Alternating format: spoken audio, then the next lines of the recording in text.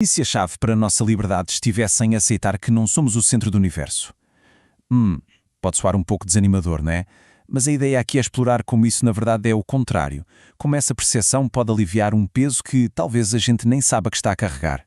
Para a gente desvendar essa liberdade, existe uma única palavra. Ela funciona como uma chave, sabe? Uma chave que abre a porta para uma perspectiva completamente nova. E é uma palavra que carrega uma escala imensa.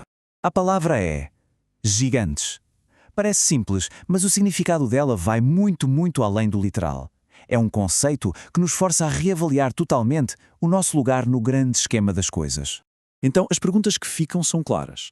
O que são, afinal, estes gigantes? E, mais importante, como é que algo tão grande pode, de alguma forma, nos libertar?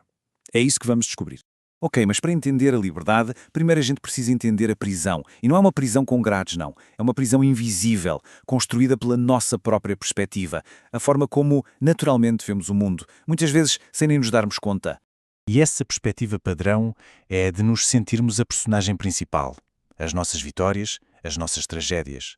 Tudo parece ser o evento principal no grande palco do mundo. E olhe, isso é uma tendência humana completamente natural. E aqui a gente vê o choque de escalas. De um lado, o nosso mundo. As nossas preocupações, o nosso horário, os nossos problemas. Do outro, o universo. Leis da física, tempo profundo, bilhões de galáxias.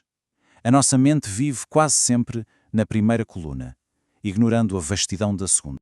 Essa frase resume tudo, não é? Viver sobre este holofote que nós mesmos apontamos para nós, isso cria uma pressão constante. Uma pressão para ter sucesso, para que a nossa história seja importante. É um fardo bem pesado de carregar. É exatamente aqui que a nossa palavra-chave gigantes entra em cena. E ela vem para estilhaçar essa perspectiva. Vamos ver como. Os gigantes não são criaturas míticas, não. São as forças da realidade que operam independentemente de nós. Pense nos sistemas cósmicos, históricos e intelectuais. Coisas que existiram muito antes de nós e que vão continuar a existir muito depois. Vamos começar com os gigantes cósmicos. E olhe, os números são quase incompreensíveis. A estrela no nosso céu é uma entre 200 bilhões só na nossa galáxia. E a nossa galáxia é uma entre uns 2 trilhões no universo que conseguimos observar. A luz da galáxia mais próxima viaja a 2,5 milhões de anos para chegar até nós. De repente, o nosso holofote pessoal parece bem minúsculo. Agora, vamos para a escala do tempo humano. Olhe para esta linha do tempo. Uma vida inteira é só um pontinho ali no final. Nós somos o resultado de milénios de história, herdeiros de uma jornada muito, mas muito maior do que a nossa. E depois temos o gigante do conhecimento. A ciência, a arte, a filosofia. É um oceano tão vasto que ninguém consegue dominar nem uma pequena parte. Somos apenas participantes numa conversa que começou há séculos. Ok? Depois de confrontar esta escala que é quase esmagadora, onde é que fica a liberdade?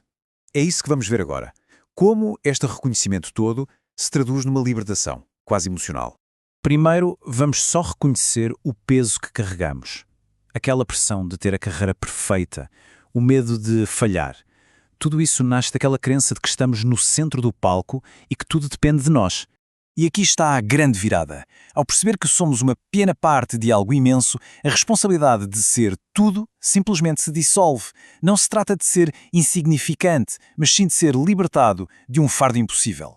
A pressão constante dá lugar a um espaço para respirar. O medo do fracasso transforma-se numa permissão para ser imperfeito. E o isolamento de estar no centro do palco é substituído pela conexão, por sentir que fazemos parte de algo maior. Então, o que ganhamos com esta nova liberdade? O que acontece quando trocamos o holofote por um lugar na audiência do grande espetáculo do universo? O caminho pode ser resumido em 3 passos. Primeiro, reconhecer os gigantes que nos rodeiam. Depois, aceitar o nosso lugar como parte de uma vasta rede. E, por fim, encontrar alegria e propósito nessa conexão. E os ganhos são imensos. Ganhamos admiração ao olhar para as estrelas. Sentimos menos ansiedade porque a nossa performance não é o fim do mundo. Sentimos uma conexão mais forte com a história, com a humanidade. E ganhamos a liberdade de simplesmente ser.